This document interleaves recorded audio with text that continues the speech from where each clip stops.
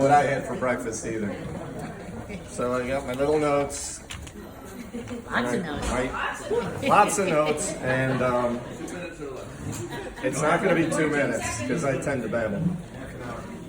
First of all, thank you all for coming. That's obvious. There's people from all over the globe, actually. Katie flew in from, where'd she go? I thought she was over there somewhere. From Japan. So that's her. She wins the prize for farthest flight. People from Brock from New Mexico, John from New York, Logan from Texas, where Ben came from, obviously. Yep. And AJ, and who else? People from St. Augustine, as far as St. Augustine. Hey, thank you. And I think we even had someone from Scotland I saw running around. So, and a kilt. So, that was Aaron, so we wore the kilt. But first of all, we want to thank all the people who served in the military. There were actually a few people who got orders at the 11th hour and couldn't make it. Most of you know, probably all of you know, that Ben's in the Army and Brock is in the Air Force. Logan is in the Army. John's Army? Yeah, so, and Katie? Mickey? Katie's in the Navy. Mickey. He was, so now he went to Embry-Riddle now. And Katie's in the Navy. And Katie, obviously, she came from Okinawa. She's in the Navy, so a lot of sacrifices, not only for our country, but for coming and see Ben and Erica. So that was fun. And special shout out to AJ, who actually he's going to med school and had some test or final or some kind of exam. So he flew in this morning. So that was. He made it! Woo! Yeah, we were Bobby was seeing if he was going to pick the suit, maybe be the best man, but he lucked out. So thank you for coming too. And I really want to thank Nick and Leslie for co-hosting this weekend. We've gotten to know them the last few years, and they're a great couple. Ben's almost like an adopted son to us. We've known him for 5 years, 5.5, something like that. I've eaten all the food. So thank you very much. And also thank Louise and Peter and Liz, especially they've been down here all week helping out. So this is a relatively small wedding. We went to one 350 people. Go Tommy! He's over here, Tommy's here. And it's a little different, but still a lot of coordination involved in something like this. So thank you all for the help with that. Now I'm going to go through my notes and make fun of Ben for a little while. So Ben Falkenberg. It's got a nice ring to it, right? Everyone like Ben Falkenberg? I guess Erica is taking the name Alino, so it's a noble name, so we'll go with that. So, as I said, I met Ben about 5 years ago, and I remember distinctly it was in our kitchen, and he introduced himself as Benjamin Bryce, and I said, I thought the kid's name was Alino, but nice to meet you. Then he started telling me how to spell Bryce, and he's pronounced it phonetically, used it in a sentence. Say, yeah, this guy's an engineer. I got it. I'm an engineer too, so I could relate.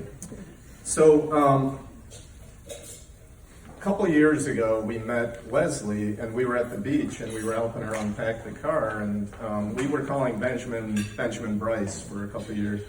And Leslie said, "Oh, my little BB, I can't wait to see him." And Eric and I looked at each other and said, "BB?" That's it. So we started calling him BB. So you feel free to call him BB. He loves it. Right, BB? Yep. Now, when I first met him, Ben, you might not believe this, but he was basically a 98-pound weakling. He was a skinny little guy, and he would go to the beach, play volleyball, and come home, come to our house, kind of with tears in his eye and sand in his face. He said, "Mr. Falkenberg, I really need you to bulk me up, I've seen you in the gym, and, it's all real here." He knew it, so it took me about 5 years, but now Ben's a hulking beast in the weight room. So it worked. We beefed him up a little bit. Now, as you know, when you first meet a family, and Ben, we had dinner one time with some of the Goldies, my wife's family, and normally when you meet people, you're kind of low-key, laid back. There's things that are taboo that you try not to talk about at the dinner table. Ben went right into he was going to show, college boy was going to tell us what he knew, and he started talking politics, and we were all, oh my God. So Ben, everyone who's met Ben knows he sometimes doesn't have a filter. He keeps going and going, and he started talking about the various political parties. I won't get into who likes what, but he basically insulted the other party and said, "You have to be an idiot." And half the table was ashen and looking pale, and Bobby and I were in the corner giggling. Like, oh, I love this kid. So he was saying the stuff that a lot of us don't want to say, but Ben doesn't care. He just goes. So we learned a popular catchphrase. Some of you may know it. After that dinner, we would shout. Did anyone remember the word that we would say to Ben when he's talking too much? So, filter, Ben, filter. So that was his cue to, okay, I got to tone it down a little bit. So this past summer, I had a 60th birthday party in Palatine. A lot of the Falkenbergs were there, and we were in Lisa's patio, and Ben was doing one of his impromptu speeches about military ranking or something. He started talking in great detail about the ranks of the military. And after about 10 minutes, I see Charlie looking at him, and he's got kind of a glazed look in his eye. And he says, "Bob and Erica, can I borrow him when I have, for those nights when I have insomnia?" "Sure, Ben, filter." So, let me see if I can. But Ben is a very compassionate and caring person too. Now, if you've been in my house, you know I have an office that has French doors. I usually keep them closed and I watch TV, sports, or whatever. I'll stream shows. And one day I was in there watching, and I did, everyone in our family knows the grumpus cackle. It's like a hyena. And, what was it?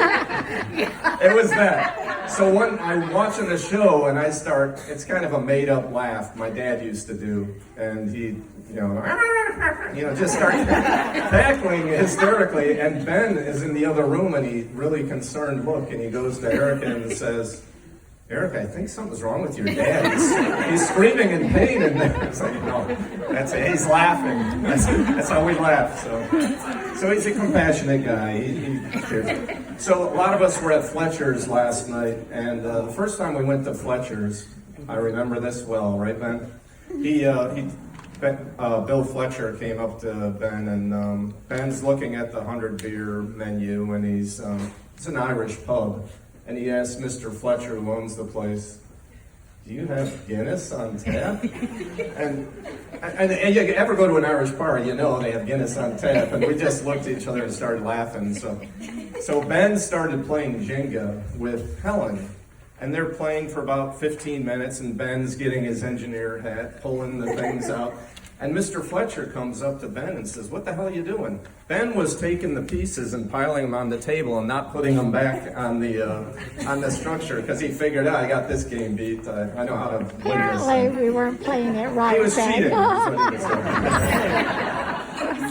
was saying. So, one last thing about Ben. Most of the Falkenbergs are really into sports. None of us were any good at it, but we like to watch it. So Ben wasn't really too much into sports, but this past year he got into a fantasy. I don't know, Logan, are you in the fantasy football league? But anyway, he was with some guys on base, and he called me and he said, "Can you help me with the fantasy?" And I said, "Nah, I'm not the guy, but Bobby's your guy." So Bobby and Ben talked for about a half hour. From the whole football season, Ben knew all the analytics, knew the height, the weight, the 40-yard dash time from 8th grade on up, the resting heart rate. He knows everything about every player now. He's very analytical. So First year fantasy champion. Champion, so he says. Did you really win? I did. Did you really? All right, so congrats, Ben. That's probably the best thing you did this year, right? Yeah, proudest achievement. Champion. So, I'm almost done with Ben. You can keep eating.